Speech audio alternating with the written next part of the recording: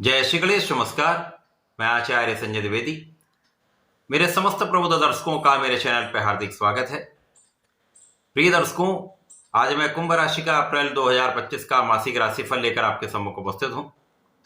अप्रैल माह में जो ग्रहों की स्थितियां हैं तथा जो ग्रहों के परिवर्तन होंगे वो इस माह में आपको कितना लाभ देने जा रहे हैं, इस माह में कौन कौन से भाव प्रबल होंगे अथवा कहाँ समस्या आ सकती है या अवरोध आ सकता है, उसका क्या निराकरण है, संपूर्ण विश्लेषण मैं पूर्ण तर्क के साथ करने जा रहा हूं।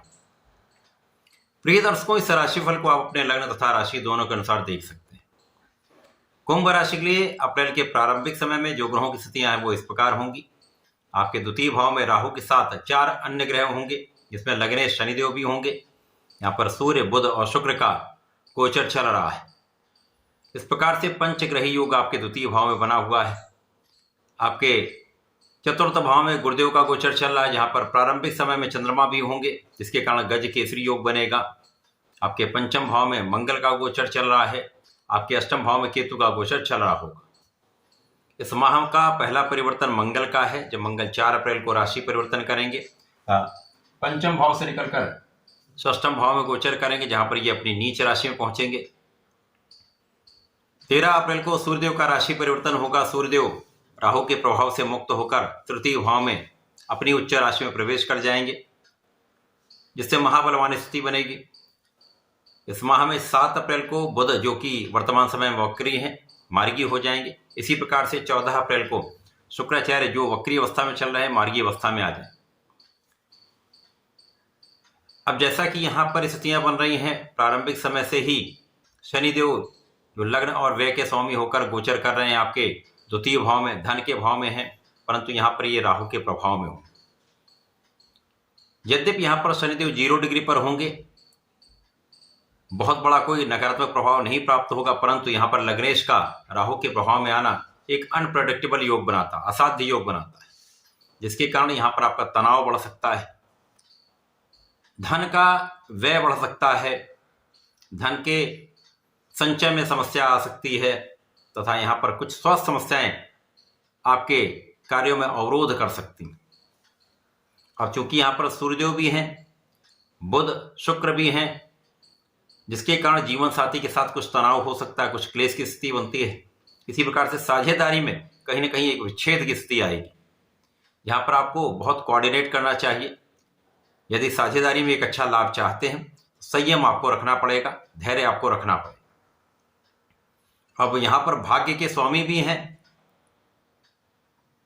जब भाग्य का स्वामी भी राहु से बाधित है, क्योंकि बुध शुक्र दोनों के दोनों वक्री अवस्था में राहु के अत्यधिक निकट हैं, जिसके कारण कुछ समस्या आ रही है, तो भाग्य का उतना साथ भी नहीं मिल पाता है। आप संपूर्ण प्रयास करते हैं, परंतु उसका परिणाम उतना अच्छा प्राप्त नहीं हो पाता।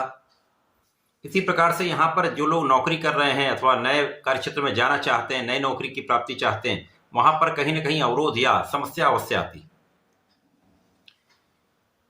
अभी तक यहां पर जो स्थितियां चल रही हैं, उनमें कुछ समस्या, अवरोध, मानसिक तनाव, शारीरिक कष्ट निश्चित रूप से होता है। और चूंकि यहां पर बुध आपके अष्टम के स्वामी तथा आपके ज्ञान के भाव के स्वामी है, शिक्षा के भाव के स्वामी है, यहां पर बुध भी बाधित हैं, तो पढ़ाई में आप उतना कंसंट्रेट नहीं कर पाते, अथवा आपके संपूर्ण परिश्रम के बाद भी उतना अच्छा परिणाम प्राप्त नहीं हो पाता। यहाँ पर संतान पक्ष भी कुछ निर्बल रहता है, संतान के स्वास्थ्य में कुछ समस्या होती है, तथा यहाँ पर प्रेम का भाव निश्चित रूप से कष्टकारी होता है। परंतु जैसे ये गोचर आगे बढ़ेगा, सूर्यदेव जो 1 अप्रैल को 15 डिग्री पर आ चुके होंगे, ये गोचर जैसे जैसे आगे बढ़ेगा, सूर्य का बल बढ़ता जाएगा। जब सूर्य बलवान होते हैं तथा यहाँ पर सूर्य उच्चाभिलाषी भी होंगे, जिसके कारण निश्चित रूप से सूर्य का प्रभाव आपके बहुत सारे कष्टों को कम करने वाला होगा। इसी प्रकार से यहाँ पर आपके आत्मबल को प्रबल करने वाला हो। यहाँ पर गुरु का एक अच्छा प्रभाव प्राप्त हो रहा है, क्योंकि गुरुदेव चतुर्थ भाव में है। यहाँ से इनकी सीधी दृष्टि का प्रभाव आपके कार्यक्षेत्र पर भी है। और जब गुरु और सूर्य बलवान होते हैं, तो आपके कई समस्याएं समाप्त हो जाती हैं, क्योंकि यहाँ पर आपका धैर्य बहुत अच्छा होता है, आप विवेकशील होते हैं, तो आपके निर्णयों की शक्ति बहुत अच्छी होती है। आप अच्छे निर्णय करते हैं, जिसका सकारात्मक प्रभाव आपको प्राप्त होता है, तो लाभ बढ़ने लगता है। आप किसी भी क्षेत्र में हो, वहां पर एक सकारात्मकता आपको प्राप्त होने लगती है। अब जब मंगल पंचम भाव से निकलकर षष्ठम भाव में जाएंगे, यहाँ पर नीच राशि में भी होंगे तथा यहाँ पर रोग ऋण शत्रु के भाव में होकर ये कहीं ना कहीं कुछ समस्या उत्पन्न करने वाले। वाद विवाद की स्थिति बढ़ जाती है, ऋण के कारण समस्या आती है। विशेष रूप से यदि आपने किसी को धन दिया है, उधार दिया है, तो वो धन वापस नहीं मिलता तथा यदि आप उसके लिए प्रयत्न करते हैं तो वहां पर वाद विवाद तथा कानूनी समस्याओं का योग बन जाता है। तो ये आपके लिए मानसिक कष्ट भी देता है, आपको शारीरिक कष्ट भी देता है। तो यहाँ आपको बहुत सावधान रहना चाहिए, अपने क्रोध पर नियंत्रण रखना चाहिए, किसी भी वाद विवाद से में पड़ने से बचना चाहिए। इस समय में यदि आप ऋण नहीं देते हैं तो ही आपके लिए अत्यंत सकारात्मक स्थिति रहेगी। अब इसी प्रकार से यहाँ पर मंगल का प्रभाव आपके भाग्य पर भी होगा, नीच के मंगल का प्रभाव भाग्य पर। वैसे भी यहाँ पर भाग्य का उचित लाभ नहीं मिल पा रहा है, तो कहीं ना कहीं आप धर्म के मार्ग पर भी नहीं चल पाते हैं और भाग्य का उतना साथ भी नहीं मिलता है, तो अवरोध बढ़ जाते हैं। यहाँ पर प्रत्येक कार्य में कोई ना कोई अवरोध आता रहता है, व्यय आपके बढ़ जाते हैं, स्वास्थ्य में कुछ व्यय होने लगता है, अनावश्यक कुछ व्यय होने लगता है, बिना कारण से कुछ पैसे आपके व्यर्थ हो जाते हैं। तो यहाँ आपको ध्यान देना चाहिए, इन पर नियंत्रण रखना चाहिए। स्वास्थ्य का ध्यान रखें, अपने धन का ध्यान रखें, विवाद से बचें। परंतु यहाँ पर सूर्यदेव का बल जैसे जैसे बढ़ेगा, गुरु का प्रभाव भी बढ़ेगा, तो यहाँ पर गुरु का प्रभाव आपके स्वास्थ्य की संपूर्ण सुरक्षा करने वाला है, आपके कर्म क्षेत्र को प्रबलता देने वाला है, आपके व्यय पर नियंत्रण करने वाला है तथा आपके लग्न को भी सकारात्मकता देने वाला है। अब यहाँ पर शुक्राचार्य और गुरु के बीच में परिवर्तन राजयोग भी है, जिसके कारण कहीं ना कहीं गुरु का ये प्रभाव आपके कार्य क्षेत्र में आपकी निरंतरता को बनाए रखने वाला है। आप प्रयास करते रहेंगे, यदि आप प्रयास करते रहते हैं तो जैसे जैसे ये समय अनुकूल होता जाएगा आपका लाभ भी बढ़ेगा। जैसे ही 13 अप्रैल को सूर्यदेव उच्च राशि में पहुंचेंगे आपकी स्थिति अत्यंत प्रबल हो जाएगी, क्योंकि यहाँ पर सूर्यदेव का प्रभाव आपके परिश्रम को कई गुना बढ़ाने वाला होगा, परिश्रम का लाभ देने वाला होगा तथा भाग्य की निर्बलता को कम करने वाला होगा। अब यहाँ पर आपकी स्थिति प्रबल होने लगेगी। इसके साथ ही साथ बुध मार्गी हो जाएंगे, इसी प्रकार से शुक्र भी मार्गी हो जाएंगे, अर्थात राहु बैकवर्ड मूवमेंट कर रहे हैं। और ये ग्रह अभी तक तो राहु के साथ में थे, लेकिन ये धीमे धीमे आगे बढ़ने लगेंगे। जब ये आगे बढ़ेंगे तो राहु और इन ग्रहों के बीच के अंशों का अंतर बढ़ जाएगा।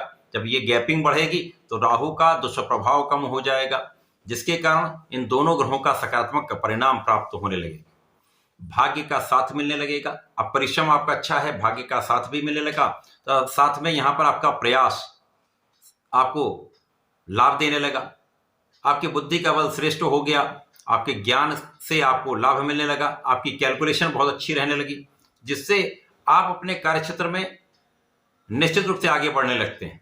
तो जैसे जैसे ये गोचर आगे बढ़ेगा, अप्रैल माह में आपको लाभ बढ़ने लगेंगे। आपके इस माह से ही बहुत सारे सकारात्मक परिणाम आपको प्राप्त होने लगेंगे। अब शनिदेव भी हैं जो लग्नेश हैं, तो प्रारंभिक समय में जो स्वास्थ्य समस्याएं चल रही थी उनका भी अंत यहाँ पर होगा, क्योंकि राहु 0 डिग्री की तरफ आ रहे हैं और शनिदेव आगे की ओर गमन कर रहे हैं, जिसके कारण शनि का बल बढ़ेगा, राहु का बल कम होगा।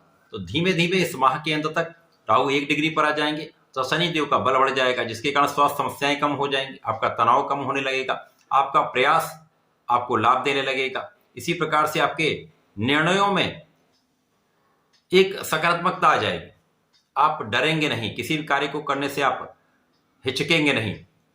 तो यहाँ पर आपका मनोबल भी अच्छा होगा, आपका प्रयास भी अच्छा होगा, आपका ज्ञान भी बढ़ेगा, तो आपका धैर्य आपको संपूर्ण लाभ देने वाला है।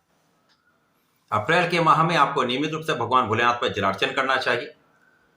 ओम नमः शिवाय का जप नित्य करना चाहिए, कम से कम 108 बार अवश्य कर लें। प्रत्येक शनिवार को ओम प्राम प्रीम प्रोम सहस्रनिश्चयाय नमः का कम से कम 7 माला का या 11 माला का जप अवश्य करें। यदि इतना नहीं कर पाते हैं प्रारंभिक समय में, तो जितनी माला आप कर सकें वो विषम संख्याओं में अवश्य करें, 1, 3, 5, 7 इस प्रकार से आप बढ़ाते जाए। यदि आप ऐसा करते तो इस समय का संपूर्ण लाभ आप ले पाएंगे और इस 7.5 के अंतिम चरण में विशेष लाभ आप प्राप्त कर पाएंगे। तो ऐसा करके इसका लाभ लें। धन्यवाद, नमस्कार।